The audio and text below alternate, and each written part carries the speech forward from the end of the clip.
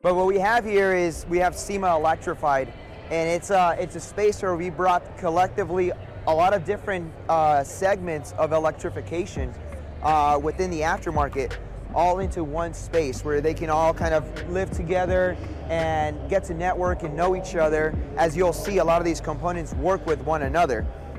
So we wanted to do that, not only for them to network and know each other, but then also to really put a spotlight on electrification. As this new wave of technology hits the automotive industry, we want the aftermarket to really embrace that as well. And you'll see that through different businesses, different components out there, and certainly through the different vehicle builds that are out here. So we have a space that's 300 by 17 feet, 21,000 square feet here. Collectively, we have about 60 different displays. Those displays you'll see are going to be a mixture of different vehicle builds, components, service tools, and really new electric vehicles, classic vehicles that have been converted to electric, and again, those components that really make that happen. So you'll see a lot of that as we walk through the booth. So let's go ahead and take a stroll through. So as we're standing here in this middle section, we have participation from 4 new EV OEMs. On the far end, we'll walk past it. We have a Karma automotive vehicle, we have a Lucid vehicle, we have a Lordstown truck, and we have a Volkswagen right behind you. We wanted to bring in some of our new EV OEMs to really help them visualize what participation within the SEMA show can be, and then really for them to really sit in a common area where they can see other EVs that are modified and customized, so that the customization keeps going. Even with new vehicles and new technology, there's an opportunity for those to be customized as well. So we have a couple of different things showcasing back here. One, I'd like to point out this corner booth here. So this is from a company that's building a kit car. This kit it's for an education purpose.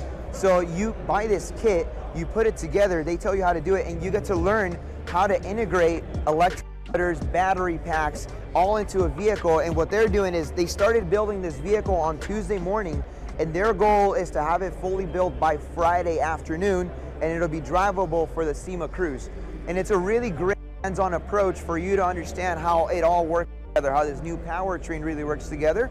And their goal is to educate starting from the K through 12 age group, so that folks, when they go on to college and university, and eventually they have that electrification knowledge. Back here we have a couple of, you'll see a few different trees on display here. Really wanted to showcase what it could be like to take an EV outdoors. So you'll see this van back here. Again, if you follow the overland scene, or a lot of this van conversion where they're turning into quote unquote the van life, right, where people are going off the grid and living off that vehicle. This is showing you that on an all-electric van here from vehicles. Next to it, we'll walk over, but you'll see a camper over there as well.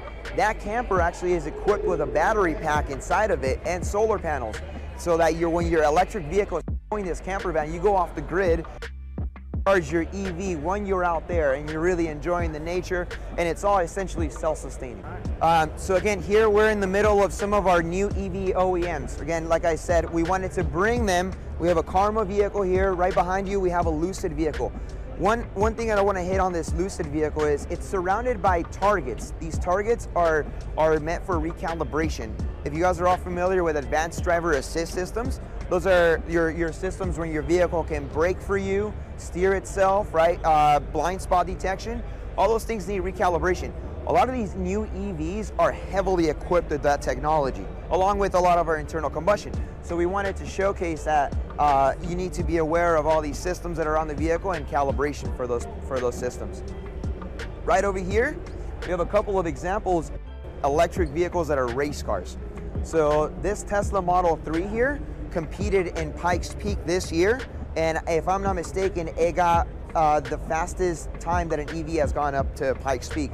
So we wanted to showcase that as well. Scalar Performance is debuting their brand new vehicle here. This is a vehicle that's recognized by NASA as a new series going into 2023. And again, it's fully electric. So here we're getting more into the smaller component level here. And these are really the components that are gonna make what you're gonna see as conversion vehicles in a little bit. But before we even move into that, we also wanted to bring in some of our charging solution partners in here as well. So you'll see as you're building the EVs, you need to charge them somewhere at home. So we wanted to bring you examples of what those charging solutions and chargers can look like and how those apply to different vehicles. So that's who we have here. And then behind you and around you, we'll make our way through here to the front. We're gonna go to the individual component level where we're gonna see electric motors, battery packs, and kits that are capable of converting your classic vehicle that was once internal combustion into electric. So let's make our way there. A couple of years ago, before those kits and those motors were available to the industry, your option was to really look for a wrecked electric vehicle. Use Tesla as an example.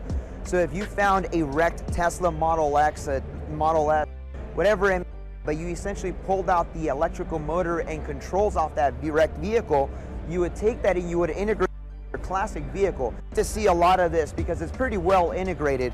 But if you, we wanted to bring a couple of vehicles that were in their way to basically being at the level of completion.